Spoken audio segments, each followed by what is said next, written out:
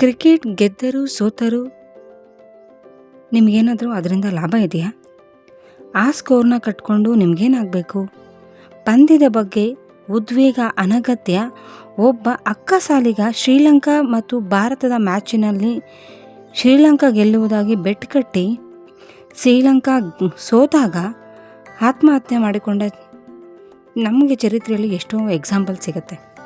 ಹಾಗೆ ಚರಿತ್ರೆಯಲ್ಲಿ ಇಂಥ ಎಷ್ಟೋ ಮ್ಯಾಚ್ಗಳು ನಡೀತಾನೆ ಇರ್ತವೆ, ಗೆಲ್ಲುತ್ತವೆ, ಸೋಲುತ್ತವೆ. ಅದಕ್ಕೋಸ್ಕರ ಕಳೆದುಕೊಂಡ ಜೀವ ಮತ್ತೆ ಬರುತ್ತಾ? ಹಾಗೆ ಒಮ್ಮೆ ಪರೀಕ್ಷೆಯಲ್ಲಿ ಫೇಲ್ ಆದರೆ ಆ ಮಚ್ಚೆ ಶಾಶ್ವತವಲ್ವೇ?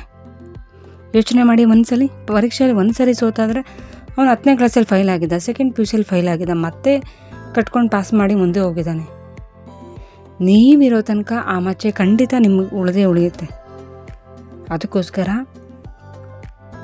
ನೀವು ಓದುವ ಉದ್ವೇಗನ ಬೆಳೆಸ್ಕೊಳ್ಳಿ, ಒಳ್ಳೆಯ ಆಲೋಚನೆಗಳನ್ನಷ್ಟೇ ಮಾಡಿ. ವಿದ್ಯಾರ್ಥಿಗಳಿಗೋಸ್ಕರ ಇದು. ನೀವು ಓದುತ್ತಿರುವ ಕೊಠಡಿ ಗೋಡೆಗಳ ಮೇಲೆ ಭಿತ್ತಿ ಪತ್ರಗಳು, ಕ್ಯಾಲೆಂಡರ್ಗಳು ಇರುವುದಿಲ್ಲವೇ? ಫಲಿತಾಂಶ ಉತ್ತಮವಾಗಿರುತ್ತದೆ. ಅಥವಾ ಇದಲ್ಲದೆ ಆದರೆ ಐಶ್ವರ್ಯ ರೈ, ಫಿಲಮ್ ಸ್ಟಾರ್ಸ್ ಶಾರುಖ್ ಖಾನ್, ಅಮೀರ್ ಖಾನ್, ಅಮಿತಾಬ್ ಬಚ್ಚನ್, ಸುದೀಪ್, ಯಶ್, ಈ ಥರ ಬೇರೆ ಬೇರೆ ನಿಮಗೆ ಇಷ್ಟ ಆದಂಥ ಹೀರೋಯಿನ್ಸ್ ಫೋಟೋಸ್ ಏನಾದರೂ ನಿಮ್ಮ ರೂಮಲ್ಲಿತ್ತು ಅಂದರೆ ಕೂಡಲೇ ಕೆಲವು ನಿಮಿಷಗಳು ನಿಮ್ಮ ಗಮನ ಹರಿತಾನೆ ಇರುತ್ತೆ. ಆ ಕಡೆ ಈ ಕಡೆ ನೋಡ್ತಾನೆ ಇರ್ತೀರ.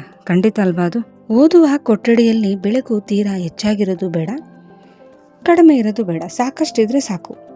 ಬಣ್ಣದ ದೀಪಗಳು ಖಂಡಿತ ಬೇಡವೇ ಬೇಡ. ಬೆಳಗೆದ್ದ ಕೂಡಲೇ ಕನಿಷ್ಠ 10ರಿಂದ 15 ನಿಮಿಷಗಳ ಕಾಲ ನಡೆದಾಡಿ. ಆ ಸಮಯದಲ್ಲಿ ಪರೀಕ್ಷೆಗಳ ಬಗ್ಗೆ ಕುರಿತು ಆಲೋಚನೆಯೇ ಮಾಡಬೇಡಿ. ಪಠ್ಯದ ಪುಸ್ತಕಗಳಲ್ಲಿ ವಿಚಾರಗಳು ಎಷ್ಟಿರುತ್ತೋ ಅದನ್ನು ಪುನರಾವರ್ತನೆ ಮಾಡ್ಕೊಳ್ತಾ ಹೋಗಿ. ಪರೀಕ್ಷೆಯ ಟೆನ್ಷನ್ನಿಂದ ಕೆಲವೊಮ್ಮೆ ನಿಮಗೆ ಊಟದ ನೆನಪು ಕೂಡ ಮರಿಬೋದು, ಎಕ್ಸಾಮ್ ಹಾಲ್ ಟಿಕೆಟ್ನ ಕೂಡ ಮರಿಬೋದು, ಓದಿರೋದೆಲ್ಲ ಮರೆತು ಹೋಗ್ಬೋದು. ಹಾಗಾಗಿ ಭಯ ಪಡದೆ ನೆಮ್ಮದಿಯಿಂದ ನಿಟ್ಟುರಿಸಿ ಬಿಟ್ಕೊಂಡು ಆರಾಮಾಗಿ ಊಟ ಮಾಡಿಕೊಂಡು ಆರಾಮಾಗಿ ಎಕ್ಸಾಮ್ ರೆಡಿಯಾಗಿ ಹೋಗಿ. ಇದು ಒಂದು ಅಭ್ಯಾಸ ಕೂಡ ಆಗಿರುತ್ತೆ. ಪರೀಕ್ಷಾ ವೇಳೆ ಕೆಲವು ವಿದ್ಯಾರ್ಥಿಗಳು ಮನೆಯವರ ಮೇಲೆ ಹರಡ್ತಾನೆ ಇರ್ತಾರೆ, ಜಗಳ ಆಡ್ತಾನೆ ಇರ್ತಾರೆ. ಅದು ಅವರು ಸರಿಯಾಗಿ ಓದುತ್ತಿಲ್ಲ ಎಂಬ ಕಳವಳದಿಂದ ತೋರಿಸ್ತಾ ಇರುತ್ತೆ. ನನಗೆ ಸರಿಯಾಗಿ ನೆನಪಿಲ್ಲ ಅನ್ನೋದು ಭಯ ಆಗ್ತಾ ಇರುತ್ತೆ ಅವ್ರಿಗೆ. ಹಿರಿಯರು ಅದನ್ನು ಗುರುತಿಸಬೇಕು. ನಾಳೆ ಪರೀಕ್ಷೆ ಫೇಲ್ ಆದರೆ ಅವರು ಅದಕ್ಕೆ ಕಾರಣ ಮನೆಯಲ್ಲಿ ನಡೆದ ಜಗಳವೇ ಅಂತ ಅದರ ಮೇಲೆ ದೂರದೂ ಇರುತ್ತೆ. ಹಾಗಾಗಿ ಎಲ್ಲದಕ್ಕೂ ನೀವು ಸಿದ್ಧಪಡಿಸ್ಕೊಂಡು ವಾಸ್ತವವನ್ನು ಮನಗಣನೆ ಮಾಡ್ಕೋಬೇಕು. ಅಂಥವರು ಯಾವುದೇ ಒಂದು ರೀತಿಯಲ್ಲಿ ಜಗಳ ತಂದುಕೊಳ್ಳುವುದಕ್ಕೆ ಪ್ರಯತ್ನಿಸಬಾರ್ದು. ಆದ್ದರಿಂದ ಮನೆಯವರೇ ಅನುಸರಿಸಿಕೊಂಡು ಹೋಗಬೇಕು ಅಷ್ಟೇ. ಈ ವಿಷಯದಲ್ಲಿ ಪರೀಕ್ಷೆ ವೇಳೆ ಅಮ್ಮ ಪಾತ್ರ ಬಹಳ ಮುಖ್ಯ ಪಾತ್ರ ವಹಿಸುತ್ತೆ. ಯಾವುದೇ ಕಾರಣಕ್ಕೂ ಓದು ಅನ್ನುತ್ತಾ ಅವರಿಂದೇ ಬೀಳಬೇಡಿ. ಅಮ್ಮ ಶಿಕ್ಷಕಿಯ ಪಾತ್ರವನ್ನು ಬಿಟ್ಟು ಅಕ್ಷರಶಃ ಅಮ್ಮನ ಪಾತ್ರವನ್ನು ವಹಿಸ್ತಾ ಓದಿನ ಕುರಿತು ಕೇಳುವುದಲ್ಲವೆಂದು ಪ್ರಮಾಣ ಮಾಡಬೇಕು ಅಷ್ಟೆ. ಇದು ಚೆನ್ನಾಗಿ ಓದುವವರ ವಿಷಯದಲ್ಲಷ್ಟೇ ಎನ್ನುವುದು ಮಾತ್ರ ಅಲ್ಲ, ಸ್ವಲ್ಪ ಮೀಡಿಯಮ್ ಆಗಿ ಓದೋರು ಏನೂ ಓದದೇ ಇರೋರ ಮೇಲೂ ಈ ಪರಿಣಾಮ ಬೀಳುತ್ತೆ.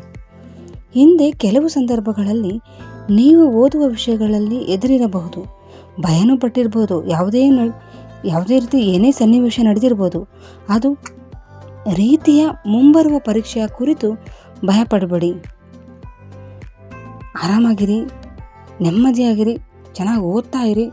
ಅವತ್ತು ಓದ್ತಾ ಸಿಲೆಬಸ್ನ ಕವರ್ ಮಾಡ್ಕೊಂಡು ಹೋಗ್ತಾ ಇದ್ದರೆ ಎಕ್ಸಾಮಿಗಾಗಲಿ ಪರೀಕ್ಷೆಗಾಗಲಿ ಅಥವಾ ಟೆಸ್ಟ್ ಅಂತ ಏನಂತಾರೋ 3 ಮಂತ್ಸಿಗೆ ಬರುತ್ತಲ್ಲ ಟೆಸ್ಟ್, ಆ ಟೆಸ್ಟ್ ಅಂತ ಏನಂತಾರೋ ಅದು ಎಲ್ಲದಕ್ಕೂ ಭಯ ಪಡದೆ ನೀವು ಸಿದ್ಧರಾಗಿರ್ತೀರ. ನಿದ್ರಿಸಲು ಹೆದರುವುದಕ್ಕೆ ಬೇಡವೇ ಬೇಡ. ಆರಾಮಾಗಿ ನಿದ್ದೆ ಮಾಡಿ. ನೀವೆಷ್ಟು ನಿದ್ದೆ ಚೆನ್ನಾಗಿ ಮಾಡ್ತೀರೋ ಅಷ್ಟು ಆರೋಗ್ಯವಾಗಿರ್ತೀರ. ಆರೋಗ್ಯ ಚೆನ್ನಾಗಿತ್ತು ಅಂದರೆ ಆಟೋಮೆಟಿಕ್ಕಾಗಿ ನೀವು ಫಸ್ಟ್ ಕ್ಲಾಸಾಗಿ ಓದ್ತೀರ.